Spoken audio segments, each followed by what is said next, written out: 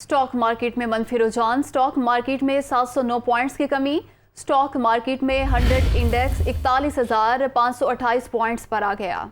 Stock market में मनफी रुझान देखा गया। स्टॉक मार्केट में 709 पॉइंट्स की कमी देखी गई है और स्टॉक मार्केट में 100 इंडेक्स 41,528 पॉइंट्स पर आ गया है। स्टॉक मार्केट में 709 पॉइंट्स की कमी हुई है। इसी हवाले से तफसीलात जानेंगे head of business desk Haris Zameer साहब से। बताइएगा ये कमी किस वजह से हुई है?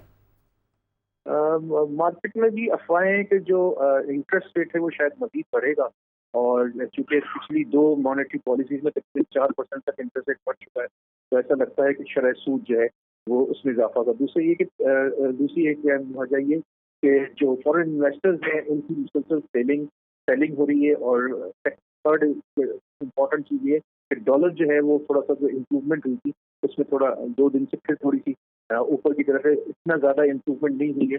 सबकी आंखें जो है वो IMF के ऊपर लगी है कि वो कब हमें कंडीशन अप्रूव करता है और ताकि हमें लोन मिल सके, तो थोड़ी मजबूत रुझान उस वक्त देखा जाएगा। जी शुक्रिया हारिस ज़मीर, आपने अपडेट किया।